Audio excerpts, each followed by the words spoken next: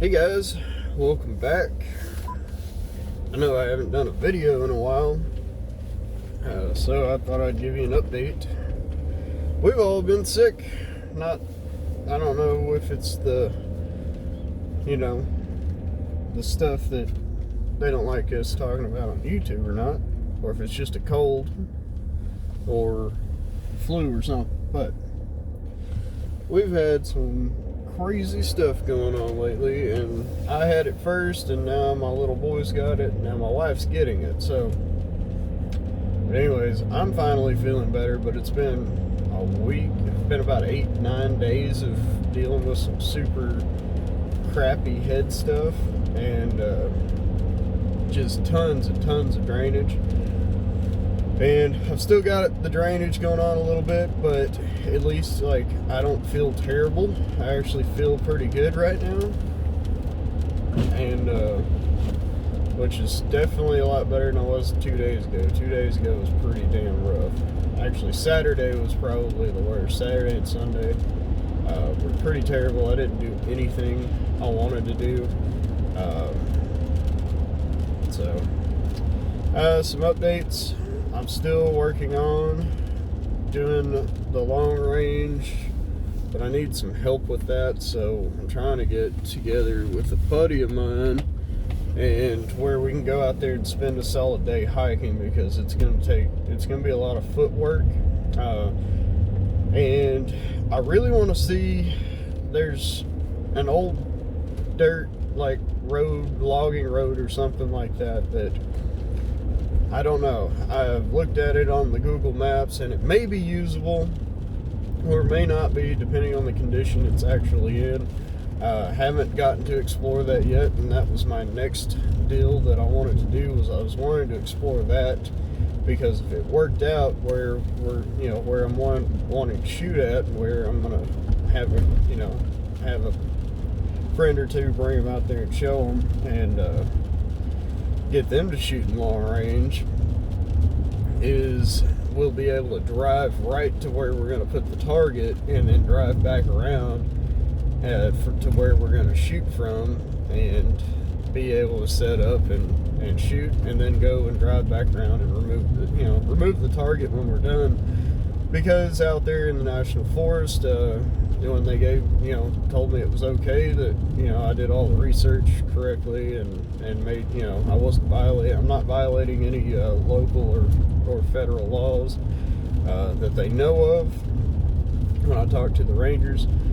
So they said that they only asked that I don't leave any trash, which is fair. I don't think anybody should leave any trash if they go hiking anywhere. And they asked that I don't leave my targets out there. So it's not going to be any sort of a permanent range at all.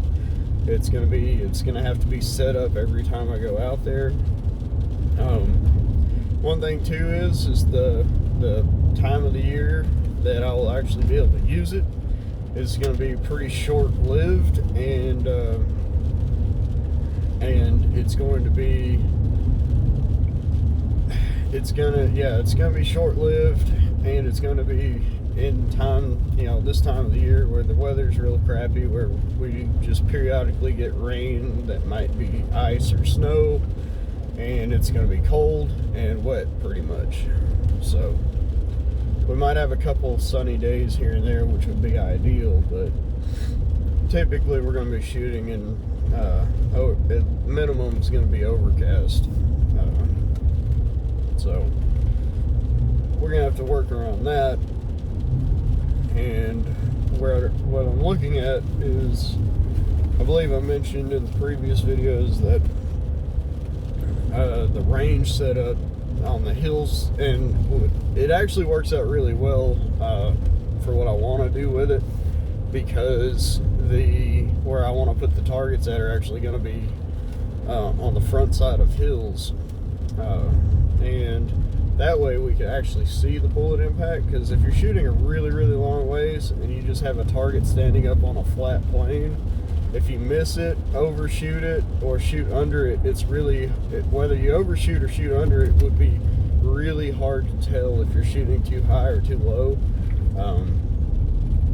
So with it in front of a hillside, that becomes a lot easier to see the bullet impacts and see and actually tell if you're shooting too high or too low at that distance. So and I've got 3 hills picked out, one at about 500 yards or 510 yards, one at like 840 yards, I think, and then the real long one behind that is going to be around 1300 to 1350, somewhere in there.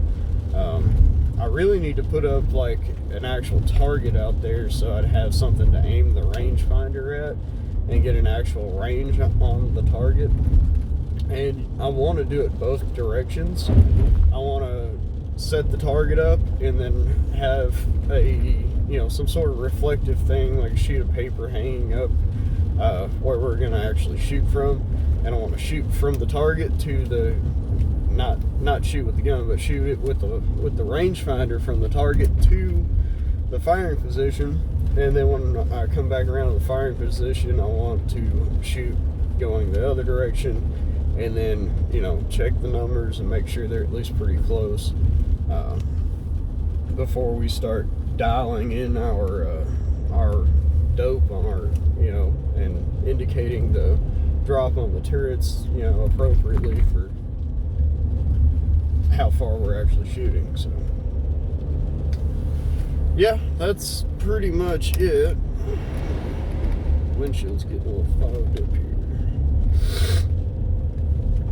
Yeah, still got some drainage, still kind of not really coughing anything up though, so that's good. Besides that, I got to thinking this morning to myself, I was thinking about my 95 grain 6.5 Creedmoor loads and those rounds, and I was thinking about barrel wear and tear with those rounds, man. As fast as they are, they're super lightweight, super fast. And I was thinking about barrel wear. So maybe some of you guys can answer this question if you've kept up with me to this point, if you decided to watch the whole thing through, which I know 99% of y'all don't, and 99% of the guys out there watching my videos aren't subscribed to the channel. So it doesn't cost you anything to subscribe. Just hit the friggin' notification bell and subscribe to the channel, and then you'll get more updates and stuff. I mean, it's not like it takes you way out of your way or it's super complicated to do that. But anyways, I got to thinking about these 95 grain bullets. I haven't shot them in a while. I worked the load data up and I just have it set where I want it, and I believe it's 44.5 grains of IMR 4166, which has been discontinued as far as what I understand. IMR is no longer making their Enduron line of powders, which really sucks because now I've got to try to find a different powder that works as good. And I really like the 4166 with that bullet, with that 95 grain VMAX. But unfortunately, I guess IMRs, they're moving on to bigger and better things. So shooting those in the 6.5 Creedmoors, the AR-10 and the bolt action. My bolt action's got a 26-inch barrel, and the AR-10 has a 16-inch barrel. So now the bolt action, these rounds are running around 3,400 feet per second, which if you've watched my other videos on this, you'll know what I'm talking about. And then out of the 16-inch AR-10, they are running about right at 3,000 feet per second. So my question is, what's your opinion? Because, okay, yeah, at 3,400, they're definitely cooking, and they're definitely doing a little extra wear and tear on the barrel and the rifling and stuff. But keep in mind, my theory is that even though they're running slower out of the shorter barrel, it's still doing the same wear and tear because the powder burn is still up there. It's still the same amount of powder, still the same load, same pressures and everything. The only difference is the barrel length allows the extra barrel length, the extra 10 inches of barrel length, allows it to accelerate about another 400 feet per second higher. So if, all things being equal, I would think that the barrel wear is about the same. I just don't know. I was wanting to know what you guys think. And also, if you're shooting it from the AR-10, the bullet holes are nice and round and even when they go through the paper targets. But shooting it through that bolt action upper that I use on my AR-10 with the extra speed and the extra length of barrel, when those bullets hit the target, they like have this star pattern, like the bullet is either like vaporized, like expanding out and exploding right on impact, like a ballistic tip normally does, it just at a really high rate. Or from what I understand from some of Brian Litz's findings, is that the bullet is way overstabilized at that speed for the rate of twist in that barrel. They're both 1 in 8, and being a 95 grain, it probably would be more suitable in like a 1 in 10. So I do know that the bullets are actually holding together out to 300 yards, but they're not accurate at 300 yards. They're accurate at 100 and they're accurate at 200. They shoot under 1 minute of angle usually. I can keep the groups under an inch at 100 and under 2 inches at 200.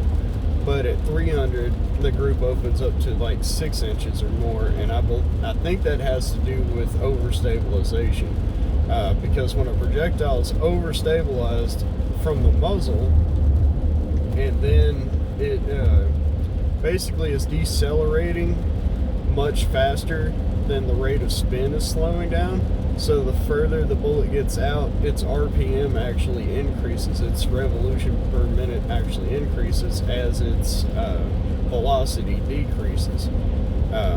Well, it's a proportional increase. It's not actually increasing in RPM, but the velocity is decreasing so fast that the RPM's not decreasing. So proportionally, there's more revolutions per minute on that bullet at further distances and lower velocities than there was when it came out of the muzzle. And what I'm also wondering is I've thought about it, and I've done it on several other rounds, but I think I need to calculate the actual bullet RPM. And I've had people argue with me on this before, and it's kind of funny. I don't know if they just don't understand how math works or something, but somebody argued with me saying that bullets can't spin 200,000 RPM, and I'm like, yeah, they can, and they do all the time. Especially in really short twist barrels, like 1 in 7s, 1 in 6.5 twist, or these guys, the faster you push that bullet out of that shorter twist, like it's spinning 1 full revolution every 7 inches, and then it's going over 3,000 feet per second at the same time. I mean, it's very easy that bullet can be up there at like 270, 280,000 RPM, almost 300,000 RPM. So I'm really curious what that 95 grain bullet is turning out of a 1 in 8 at 3,400 RPM. And I'm wondering if that is why you get that star rip in the paper in the targets.